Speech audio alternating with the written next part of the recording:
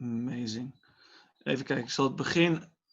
Ik hoop dat iedereen mij verstaat. Het begin zal ik even in het Nederlands de introductie doen. We zullen daarna de training voortzetten in het Engels, omdat Artem natuurlijk geen Nederlands spreekt. Dus we zullen eigenlijk het gros allemaal in het Engels gaan doen. Mochten jullie iets niet verstaan of een woord wat jullie niet herkennen, schrijf het even op. Kunnen we het altijd even na de slide even behandelen. Laten we maar gewoon beginnen. De training houdt in, we gaan een beetje over de historie. Wat cocktails, waar het woord cocktail vandaan komt. Maar we zullen ook wat basistechnieken, maar we zullen ook voor de wat gevorderde bartenders onder ons, zullen we ook wat dingen gaan behandelen. Gonna change to English now. It's cocktail time. So first of all, we're gonna start with some history of the cocktails. Then we're gonna do some basic cocktail theory. So how do you build up a cocktail? Then we're gonna have two types of cocktail, because at the end there are only two types of cocktails, but we're gonna talk about that later. We're gonna talk about some classics. So we're gonna discuss the martini, the Negroni, the old-fashioned, and the gimlet. The difference between that in techniques, but we're gonna take care of this one because it's also the most selling cocktails for us as a hotel, and especially under Americans, it's really famous. And then we're gonna have the point of sale, so through the bartender's eyes. So Artem gonna give his experience. If he's standing behind his cocktail station and somebody's gonna sit in front of him, he's gonna explain us what to do and what kind of questions he's gonna get.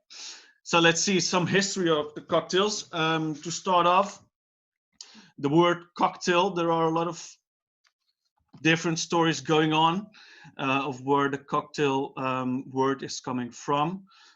Some of them say that the word cocktail is coming from the 16th century, which is a Mayan word. The Spanish people brought it to Europe. And then the Europeans, or especially the British, they made it into a cocktail. In Latin Spanish countries, they still use the word cocktail, for cocktail.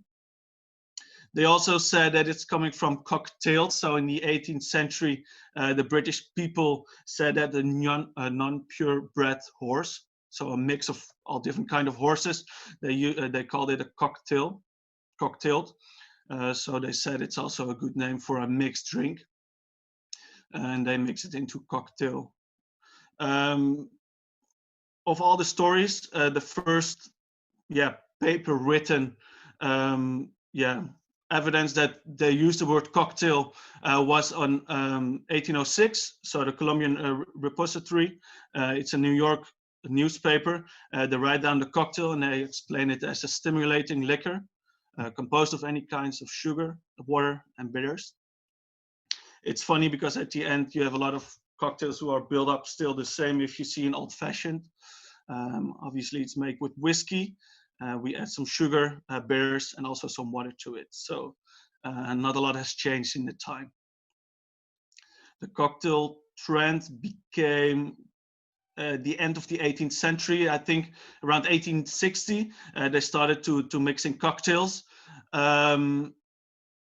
because that was the time that a lot of big names like distilling houses like Nolet, Jameson, and Bacardi, they were able to make big portions with standardized drinks. For example, of course, the Bacardi rum, Jameson whiskey, and they were also able to bring it to other countries, and to for example, the British, they took the gin to the US. It's funny if you saw Peaky Blinders, because that's where they do it as well. If you didn't saw it, just a small tip from my side. You have some spare time left. So what I said, the cocktail trend became really popular then in front of the World War I. Because of the distillation techniques, and they were able to bring it up to other countries. Also at that time, one of the famous cocktails will start pop up, like the Martinez, which was like the grandfather of the Martini, the Manhattan, and the Daiquiri. If I could just jump in really quick, Karim. Yeah, sure. What's up, guys? I just wanted to add, on top of everything Karim has said so far, that you know, during Prohibition, which was only in the United States, a lot of cocktail stuff started to go away, and then especially with World War II, no one really had time to you know, sit around and drink cocktails. So it wasn't really until the 50s up until today that cocktails were kind of reintroduced into the marketplace. And especially in the last 20 years, a lot of people have really made it their personal hobby. And then from that, it started to develop into consumer trends.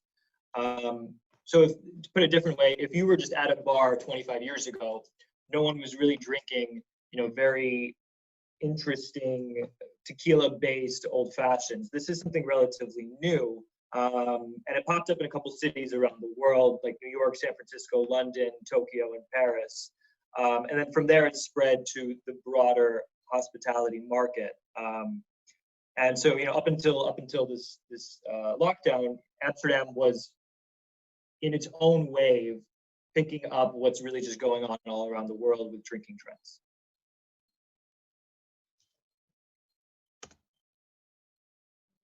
Getting back to you. Yeah, back to, oh, I thought back to you. No, yeah, what I would like to add, it's funny to see that we're still using the same techniques as what I did at that time. So we're still using the same base, which is a base liquor, which could be whiskey, rum, etc., sugar, water, and bitters. But we'll come up to that later on in this presentation. Go to the next slide. Mr. Artem. Okay, so I just want to go over some very basic cocktail theory, which is really just going to focus on key terms that we can use to talk about categories of ingredients. So in this case, the three key terms that we use, and this is pretty standard across the industry, is you have your base spirit, you have your modifier, and you have your balancing agent. So your base spirit can be any high proof alcohol, and it will typically make up at least half of the total liquid content. So your base spirit can be bourbon, rye, scotch, brandy, rum, vodka, gin, tequila, mezcal, amato. It can really be anything, but it's sort of the main character of the show. Your modifier is the ingredient that you will add to the cocktail, which is going to lend the majority of the flavor, as well as sweetness. And there's a reason for that, which is that sugar is a really excellent vehicle for flavor. So your modifier is the sugary component, which will add spirit, which we will add to the spirit to improve, increase, and add flavor. For instance, you know, you can take you can do this at home, really, if you want to. You can take, like, let's say, 4 oranges, slice them up, cover them in sugar, leave them overnight, and then in the morning you will have a natural syrup, which will obviously be sweet, but also will just taste like fresh oranges. And that's because the sugar will carry all of the flavors that you want from whatever you use. You know, you could do the same thing with mint. You could do it with whatever you want. So since everyone has free time at home, I recommend that you do that. Your third component is your balancing agent. So if you think of what you have so far, you have your base spirit and your modifier. You have a really sweet situation going on. So your balancing agent is going to bring that back, whether it's adding sour components from fresh lemon or lime juice, or if you're adding bitterness. There's other things as well, which we could talk about, but those are going to be the 2 primary sort of palate factors that are going on, so that you ultimately, when you're done with your cocktail, you have something that's nice and balanced, full of flavor, but ultimately enjoyable. We'll go to the next slide.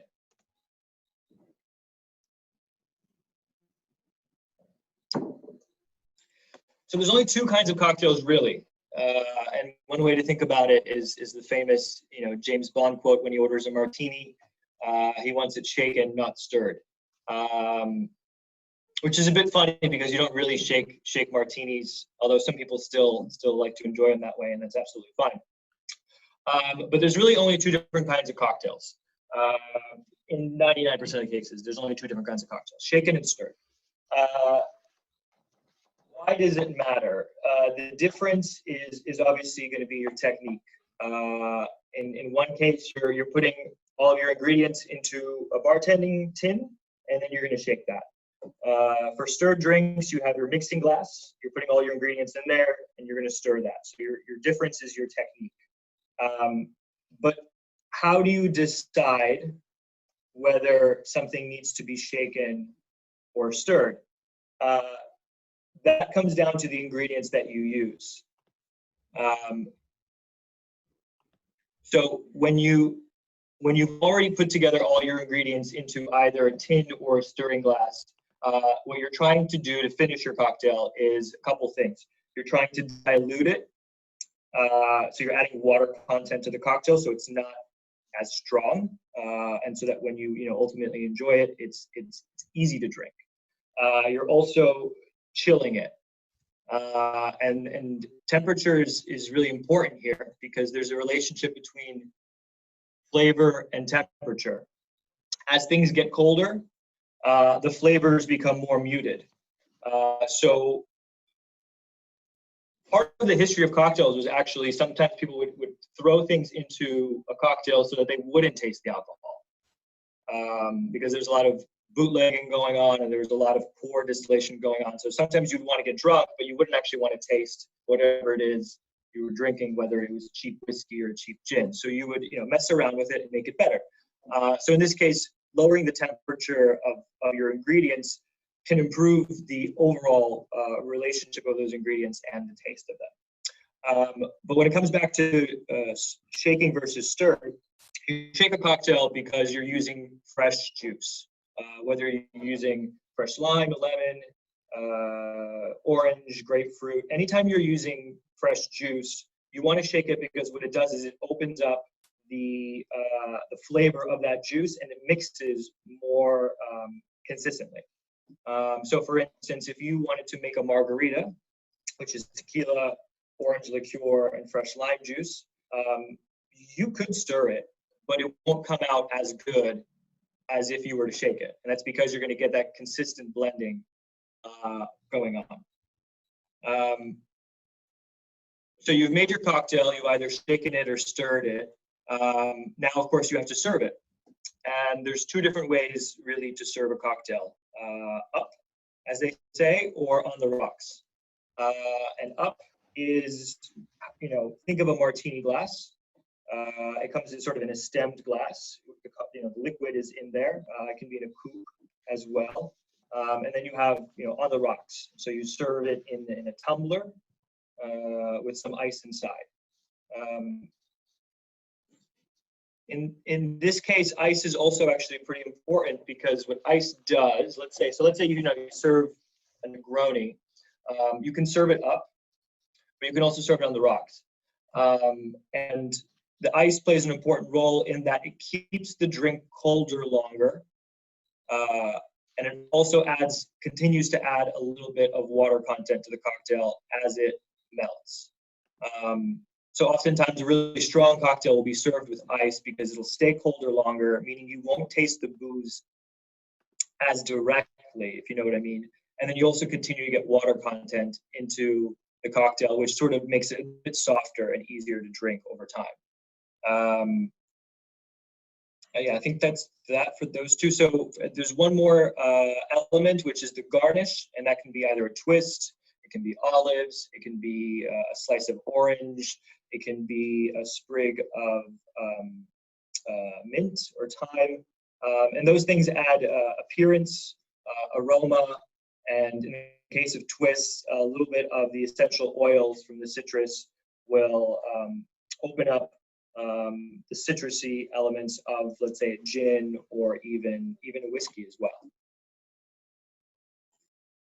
I would like to add one more thing to it. It's also nice to see in all the cocktails we're gonna discuss in upcoming slides that the cocktail, most of them are build up like this. So either you shake or you stir a cocktail. Then you need to think about how do you serve it. So if you do it up, so without ice or on the rocks, so you also need to think about what kind of glass do you need. And then at the end, you add some garnish to it to finish the whole cocktail. I also just want to add one more thing really quickly, if I can. That going back to the topic of temperature, if you make a cocktail, let's say, and you serve it, and someone drinks it 5 seconds after you make it, it's going to taste one way. And then if it sits there for 5 minutes and they don't touch it, and then they go to drink it again, it's going to taste a different way. So if you take just a regular daiquiri, let's say, and you wait 5 minutes after it was made, you're going to taste more of the sugar. You're going to probably taste more of the rum as well as it gets warmer. For most cocktails, they need to be consumed within 15 minutes.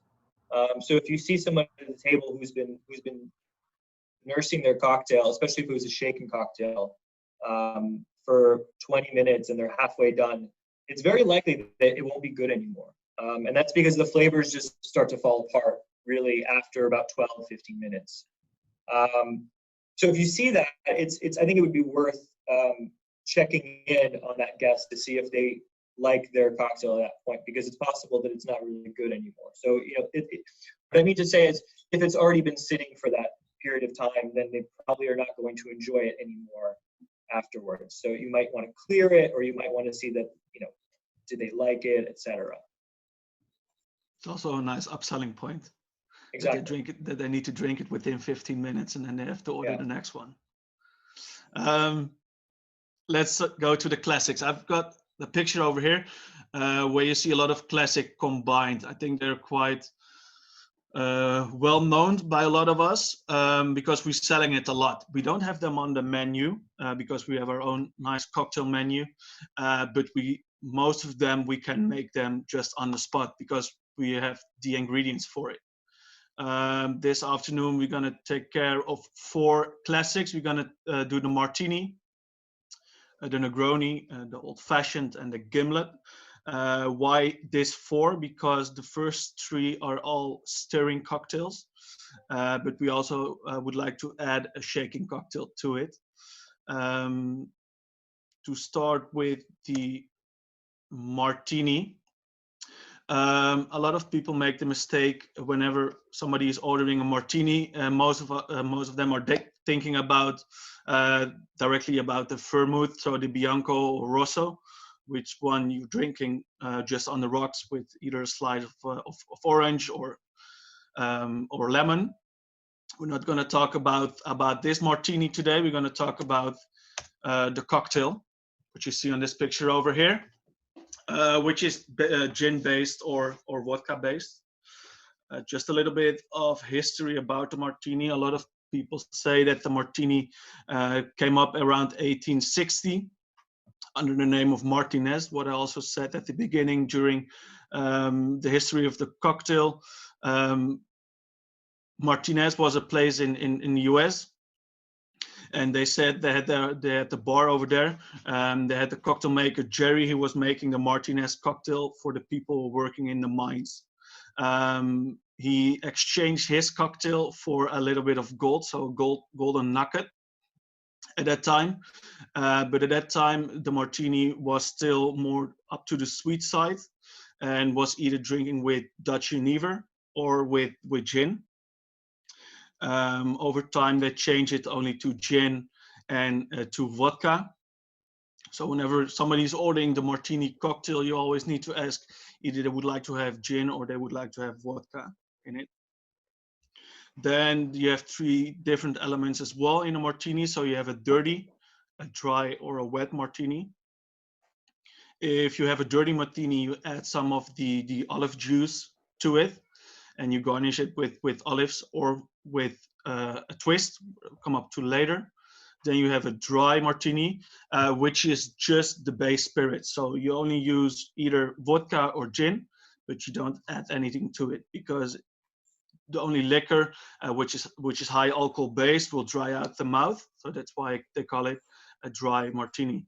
Was funny because I was discussing this presentation. We were doing a rehearsal this afternoon as well with Artem. And then you have a lot of people who thinks also that a dry martini is just with a little bit of vermouth. And then he started laughing. He said, no, it's just the liquor base. So you only have the gin or the vodka. If you add the vermouth to it, you're getting a wet martini. So the more vermouth you add to it, yeah, the wetter it gets. Then people would like to have it shaken or stirred. But most people like the classic way is to stir it. But you also have people, they would like to shake it. They would like that because the drink gets colder if you shake it, but it also adds some more water. So it also reduces a little bit of the strength of the drink. Then you have again the up or on the rocks. So if you would like to have it up, you will see it in the glass, which is the martini glass. Mostly use it like this. Or on the rocks, you usually do it in a tumbler, or you can also use a glass like that, but usually it's in a tumbler then. And then you always need to ask the question if they would like to have it with a twist or with olives. With a twist, we are talking about like a small slice of peel of a lemon. And with olives, obviously, the olives you see over there. So it's funny, if you have somebody who's ordering a martini, don't forget to bring your notepad with you to ask all these questions, because if you forget some, then Artem starts screaming about at you. So that's that's quite. You also have different kinds of martinis. The one you see over here is the espresso martini, where you've got some vodka base, then you add some espresso, obviously, to it, and some coffee liquor, which usually is like we use Kahlua for it.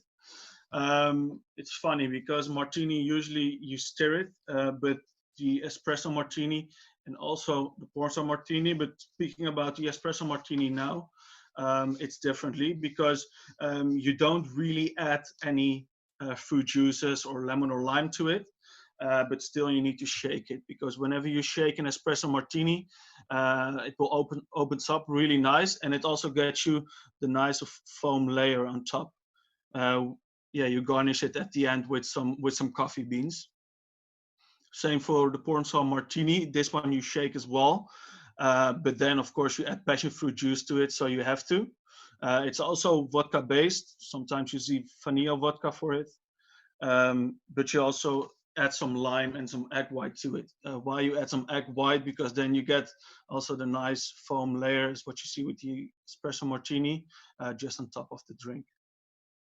Yeah, just to piggyback off of what Karim said, this is a really great contrast because, as he already mentioned, the espresso martini doesn't have any fresh juice in it. So the shaken rule is, as I mentioned, if you have fresh juice, then you are shaking. So the espresso martini is probably one of the few exceptions to that. And that's because, espresso, if you shake it, opens it up. So it could be any ingredient that ultimately what you want to get out of it is you want to vigorously throw it around that tin, and then you either get emulsification, which is a foamy character to it, or the flavors themselves will be more pronounced from the shaking than if you were to do it compared to stirring. And in the case of the pornstar martini, instead of using just lemon or lime juice, you're also using passion fruit, either juice or nectar. So that you want to open up that ingredient as well. Can I ask something? Of course. Sorry, my camera is not working. This is Maartje speaking right now. Who is it? Maartje. Oh, hey, Maartje. Sorry, I'm having struggles with the camera. I was wondering. I might have missed it, but with the dirty martini, we serve it with olives. The dry martini is only based on spirits. But maybe I've missed it. But what's with the wet martini? With the So the wet martini it's called the wet martini because what you're adding to the martini is vermouth. Okay. So by adding the vermouth itself is a fortified white wine. Yeah. With a lower alcohol content, usually between 10 and about 17, 18%. Okay. So when you add that ingredient to your martini, it lowers the overall alcohol content of the martini, and it also adds, whatever the fortified ingredients are. They can be citrus oil, they can be herbs that they added to the vermouth. So that's what a wet martini is, and it's contrasted to just, let's say, taking 60 milliliters of vodka or 60 milliliters of gin and just getting that really, really, really cold and serving that with a twist. All right, thanks. Any more questions about this slide? No. Yeah, oh, sorry. Yeah. Wait. But we don't ask our guests the wet martini. For me, it's a new term. Is it that a lot of people think when they order a martini, you will stir it with the vermouth, or is it something we should ask? It isn't something you should ask, but it is something you should know, because it's true, as you say. No one really. I get this order. Maybe once I've gotten it here in Holland. I would get it a little bit more often in the States, but it's just something you should know in the back of your head, because when people ask for a martini, they might say, which was what Karim said before. He's like, someone might say, I want a dry gin martini, but just a little bit of vermouth. So what that person is telling you is something that doesn't quite make sense, because a dry martini doesn't have any vermouth. So what they're really asking you for is a wet martini with just a little bit of vermouth. Okay. So having this knowledge allows you to navigate a situation where a customer might ask you for something, but use the wrong terminology in the process of asking you, but you still know what they want. And then your bartender will also know what they want, because you're kind of also the middleman of terms, from the guests to the bar. Yeah, sometimes I have the feeling that they add just a lot of words to it, and they order this dirty wet martini with a twist, and I'm like, but wait. Exactly. Yeah, you just want stirring vodka. That's it. Yeah, that's it in a glass. Yeah. Just exactly. Right. Yeah. But you kind of want to navigate that situation as efficiently as possible, because ultimately you want to get them what they want, and you don't want it to be awkward too. No. Right? Yeah. And also, is it a question to add what kind of base spirit they want, and then of course the gin or the vodka, but do we have a preference for it? Of course. No, that's well said. Yeah. If you're familiar with the spirits that we have behind the bar, if you're familiar with our selection of gins or our selection of vodkas, that is also an opportunity. If you're confident to further ask them, okay, well, they order a martini, and then you ask, do you want vodka or gin? And let's say they say gin, and then you say, do you have a preference for your gin, or something along those lines. And, if you're familiar with the products, you can discuss, for instance, that V2C has a lot of orange citrus elements going on, or you can recommend Bombay Sapphire because it's a classic expression of London dry gin, which some people are brand loyal to. So there's a lot of ways to continue that conversation. Okay, thank you very much. Any more questions? No. Next one. Oh, one of my favorite cocktails. Okay, so here we have the Negroni. Probably one of the most well-known cocktails, up there with a martini, up there with a margarita and old fashioned. People order this cocktail by name. The origin story of it goes back to around 1919 in Italy, in a small village in Italy, where there was a very well-known aristocrat who lived in the proximity of the village, and his name was Count Negroni. And one day, Count Negroni was at the cafe, and he asked the bartender to make him, his favorite drink was the Americano, which is Campari, sweet vermouth, and sparkling water. And that itself is an even older classic. But Count Negroni's favorite cocktail was the Americano. And he asked the bartender to make him something stronger.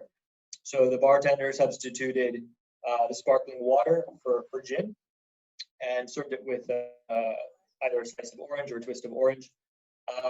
And the Count loved it. And then everyone, over time in this cafe and ultimately in this town was drinking the Negroni. And then from there, it spread all over the world, frankly. And this kind of story is true for a lot of cocktails. Someone starts something somewhere, doing something a particular way, like doing, a daiquiri in Cuba, and next thing you know, in 30 years, everyone is drinking it. These things just move very fast. But going back to Negroni, this is an excellent cocktail to have before dinner. This was called an aperitif. A lot of people enjoy it because of its bitter expression, and bitter things tend to stimulate your appetite. So having a Negroni before dinner will make you just a little bit more hungry, or so they say.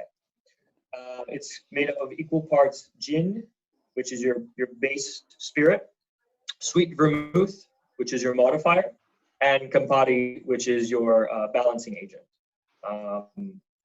You can serve it up, but more often it's served on the rocks. For the same reason we discussed earlier, if you have that ice cube in there, it keeps the cocktail colder for longer. It gradually adds water content, and it looks cool. You could say it looks very masculine or whatever to have a big tumbler with a big ice cube in there with either a twist or a slice of orange. Cocktails can be very annoying because there's so many of them and there's so many variations. But one really popular one for the Negroni is made with whiskey instead of gin, called the Boulevardier. And it's exactly the same. The only difference is the whiskey instead of the gin. But some people will order that by name, which can be a bit awkward. If you come to a table and they're like, I'll have a Boulevardier, and they ask so confidently for it, and you go in your head, what the hell is that? Yeah, so a lot of cocktails have these names already associated with them, but they're really just a thing that you probably already know with one different ingredient. Like for instance, the Negroni Spagliato is sparkling wine instead of gin. It's just really just one ingredient switched out. So before we closed down the hotel, I started coming up with our own fun Negroni with Jenever, of course, since we're in Holland. I want to showcase the fantastic Jenevers we have here. So I believe if I remember correctly, it's with Bompius, if I'm saying that correctly. So it's Bompius, sweet vermouth, Formula Antica, which is a really, really lovely, high quality vermouth, a lot of vanilla notes in that, and Campari. And behind the bar, we have 2 barrels. One of them both of them we used to use for the matured Manhattan, but I devoted one of them to barrel aging this Negroni. And it comes out really nicely. When we first did it, it wasn't that good. I mean, it was fine, but it wasn't that good. But within a week, the wood started to really lend body to the cocktail, to the Jenever especially. So within a week already, you had this really nice, round, soft, but like full-bodied, interesting Negroni that on the one hand makes you think of a regular Negroni, but on the other hand has something very different going on because Jenever is different from gin. So now that's available behind the bar. Once we come back, you'll be able to sell that, and it's already in the Lightspeed system.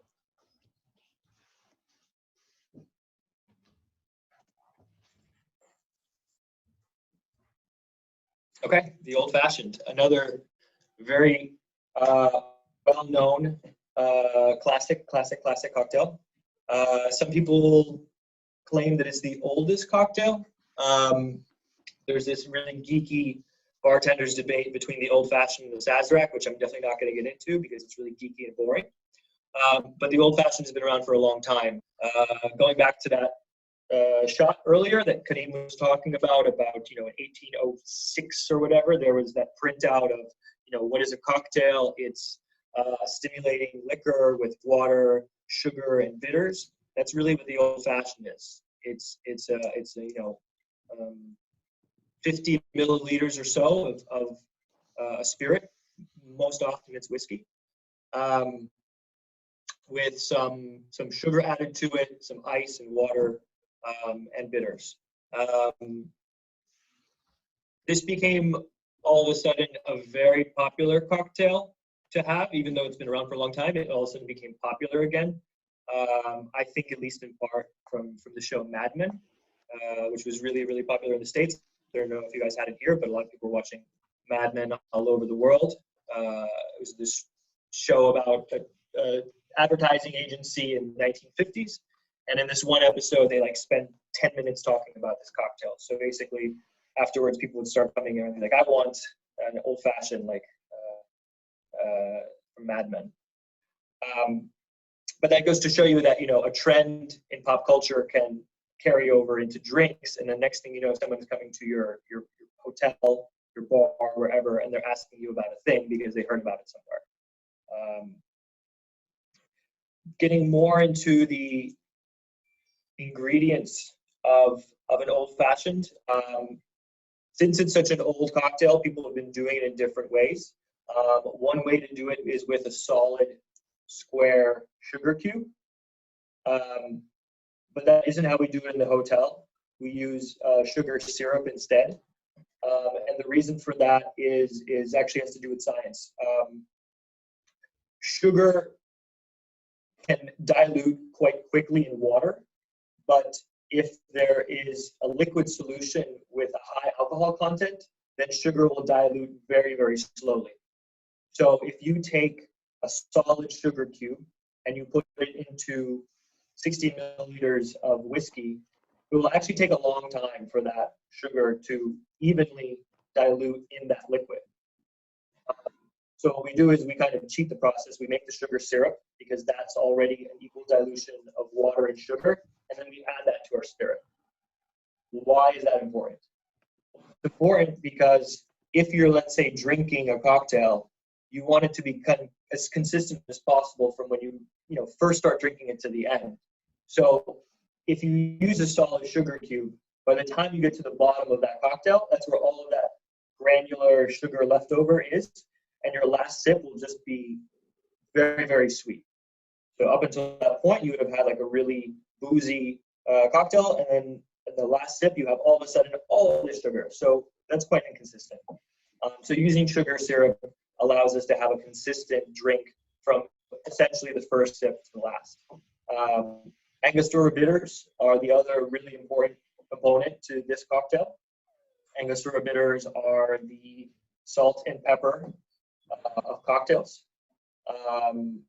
You would use anywhere from 1 to 3 dashes. It's a little bit like salt and pepper. If you don't use enough, it's not good. If you use too much, it's too much. So 1 to 3 dashes is really your home base. Anything more than that is way too much. Anything less, it's missing something. Angostura bitters, what they do, first of all, they're made from a bunch of different spices.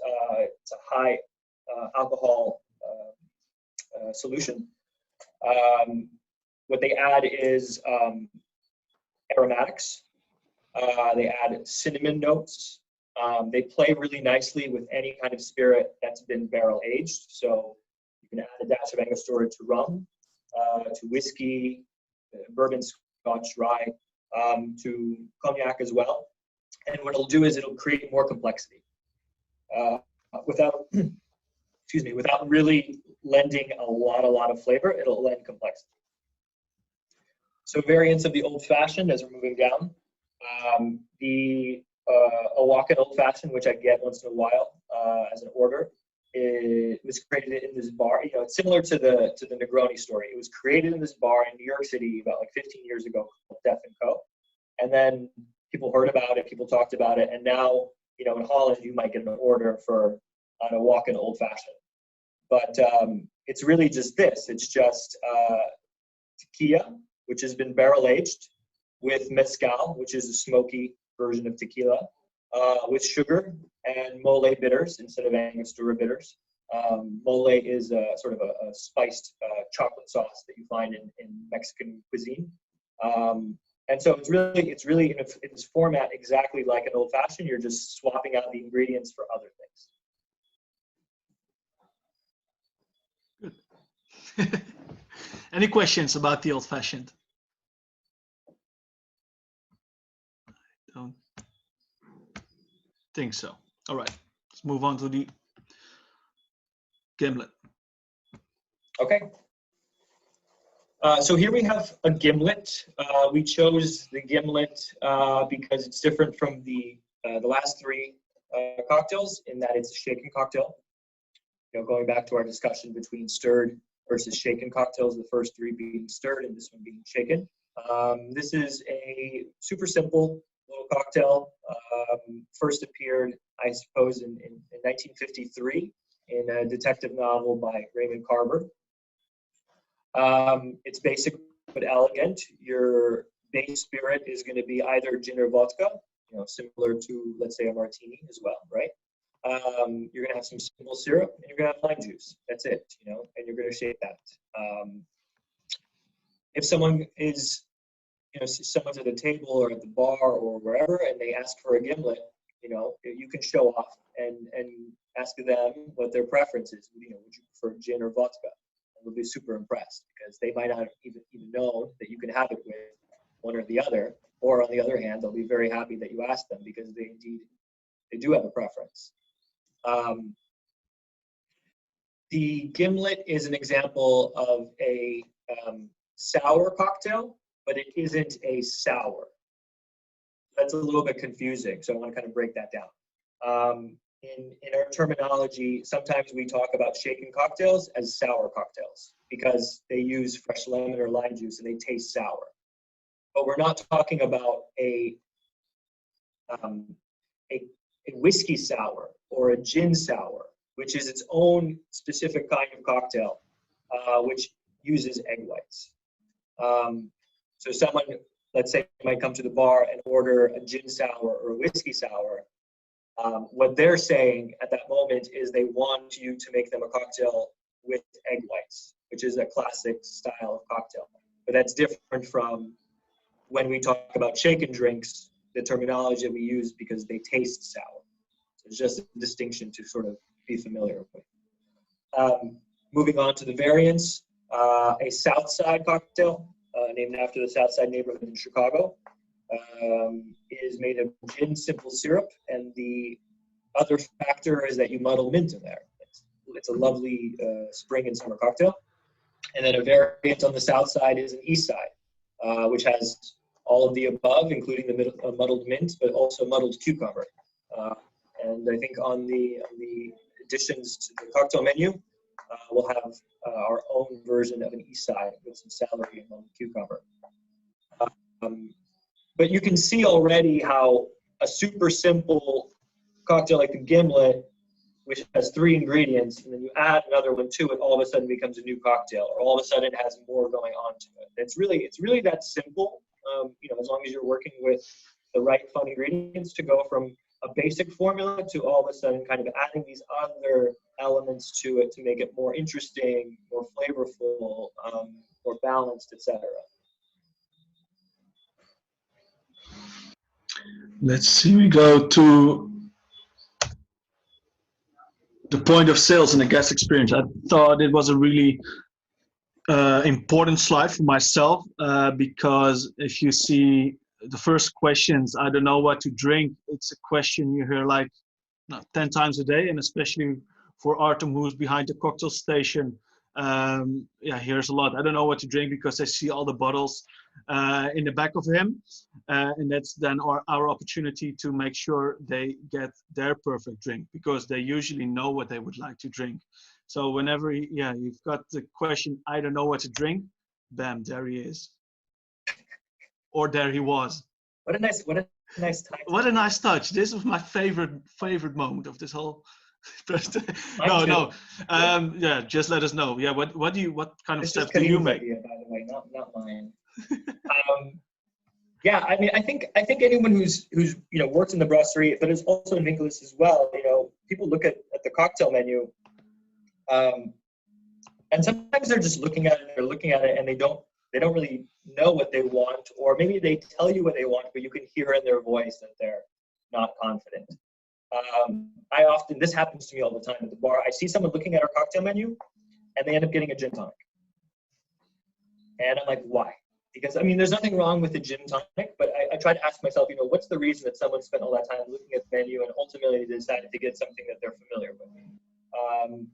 And I think at least one explanation is people are intimidated by weird bottles and weird ingredients and weird names. You know, it can be really daunting, and you don't want to embarrass yourself, or maybe you also are just lazy and you don't really want to deal with all of this nonsense. I get that, right? So what I try to do is I try to make it as simple as possible for people when they tell me I don't know what to drink. And you know, using again, you're using cocktail theory to kind of guide a discussion. So what I ask them is, you know, when I hear this question, I say, you know, what do you typically drink? Is the first thing I ask them. And oftentimes they'll be like, well, I absolutely hate tequila, because one time when I was 20, I had so much tequila and I woke up with a terrible headache. So they don't ever drink tequila now. Or they're like, you know, well, I really, really love gin, you know, or I only drink vodka, you know, and that's fine. That's really valuable information, because now you know at least what base spirit they want to work with for their experience. So the next question I lead them into is, you know, do you want something fresh or do you want something spirit forward? And this works for me, this kind of, you know, question model. Do you want something fresh or do you want something spirit forward? And in this case, fresh is really just a stand-in for me asking, do you want a shaken cocktail, which is one category of drink, or do you want a stirred cocktail for spirit forward, which is another category of drink? Because if they answer to me, they want something fresh, what I hear is, okay, then you do want these ingredients like citrus. You do want me to bring these, you know, you want it cold, you want it bright, you want it light.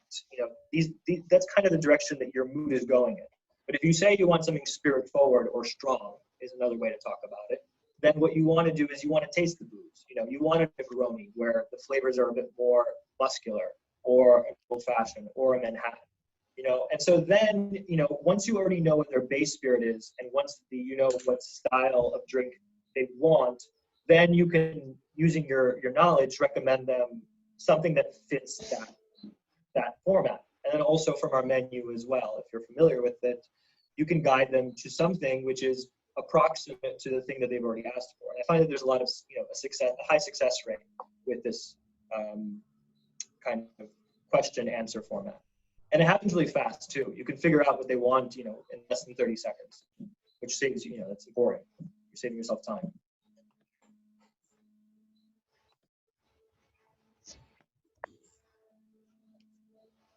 Done?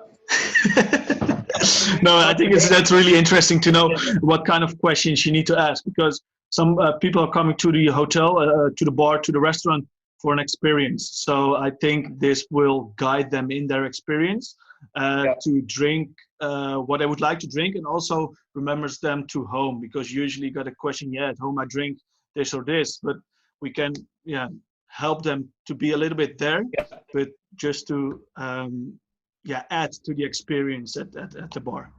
Yeah, and to just put it a slightly different way, to frame it a different way, you know, when you go up to a customer and you haven't had, you know, a real you know, discussion with them yet about the menu, if they tell you off the bat, I want an old fashioned, they know what they're asking for. You know, you don't need to navigate with them. They know what they want. This is more for people who might be interested in cocktails, but don't have a language to talk about it, or maybe just haven't made up their mind that day. And so you can, you know, guide them to the awesome cocktails we already have on our menu, which are frankly really interesting and delightful. Like, you know, I couldn't believe how much people like beet juice, but it turns out people really love beet juice and mezcal, you know, because the Paint the Town is a really popular cocktail. So, you know, people can surprise themselves, and that's the fun part I think about hospitality, is you can drive someone to, whether it's a cocktail or a glass of wine or a dish from the menu that they didn't maybe necessarily plan on having that day, but after having it, they were like, wow, this is a fantastic experience. Yeah. So we gave you tremendous amount of information, but we also have some time to add to, if you have any questions, please let us know, because I think about so many information, and we just kept it quite basic, but yeah, please let us know if you have any questions. May I add something to the previous slide, if you can go back once? Yeah.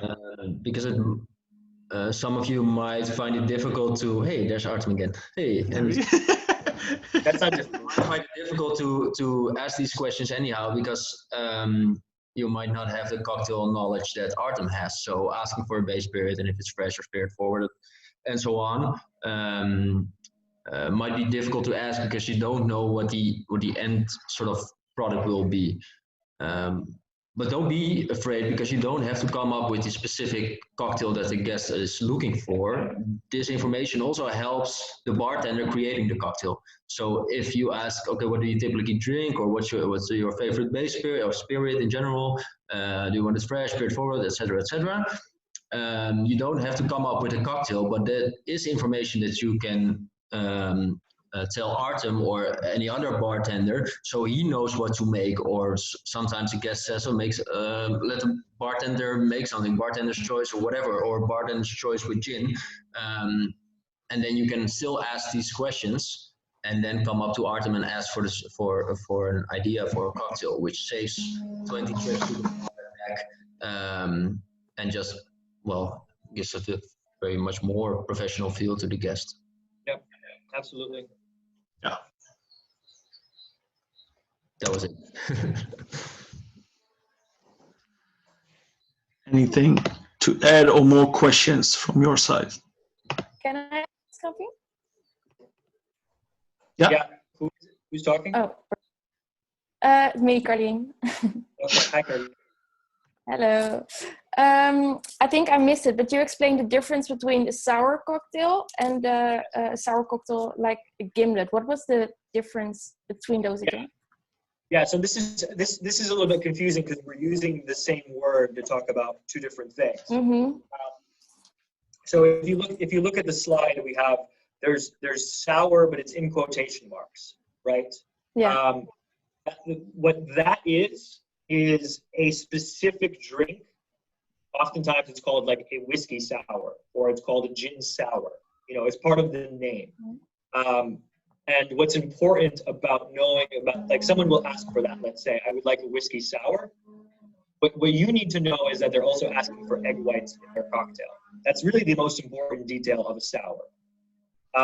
There is this other thing that I'm using as a term called a sour cocktail, and that all that is talking about a shaken cocktail because it tastes sour, but it has nothing to do with egg whites. Okay. But ultimately, you're using the same word because they're kind of like functionally they're helpful for both situations. Yeah. So the first one, the sour cocktail without quotations, that's really more of background information, of cocktail theory information, that these drinks taste sour because they're using lemon juice, because they're using lime juice. And this other thing is a specific cocktail, like a Negroni, like an old fashioned, like a gimlet, like a martini, like a Martinez, called whiskey sour or a gin sour. And then, you know, something that I always try to ask if someone orders a whiskey sour, I always check that they want egg whites, because sometimes people might not know that egg whites go into a drink. Egg whites can be icky for some people love them, whatever, but I just want to make sure that people are signing up for the thing they think that they're signing up for. All right, clear. Thanks. Perfect. I have also one more question about the shaken part.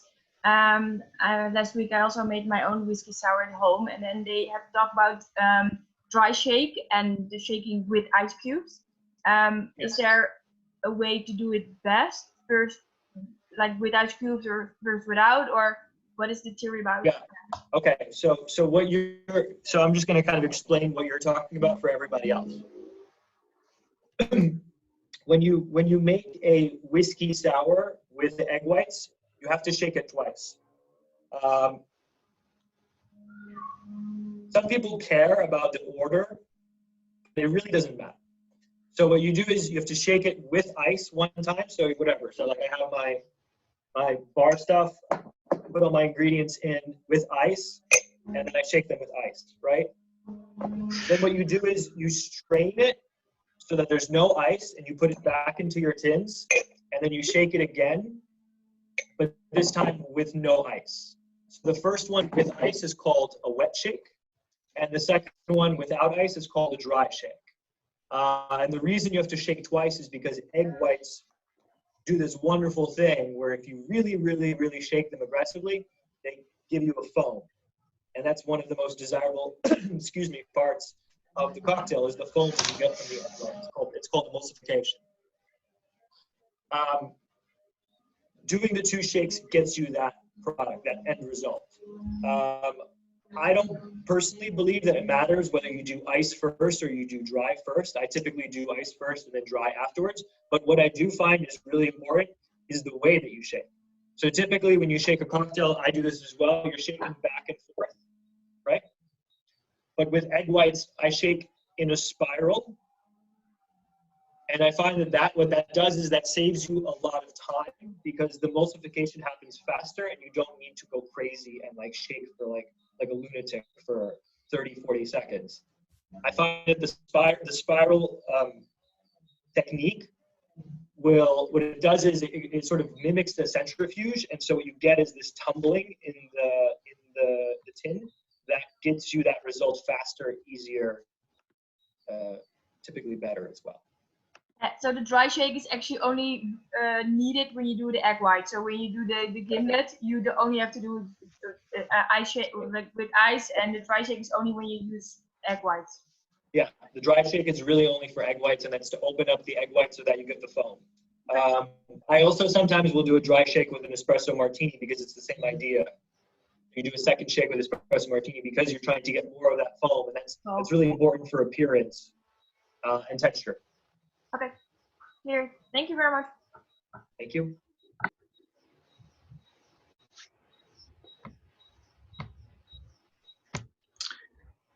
think this was it. Yeah, no more questions.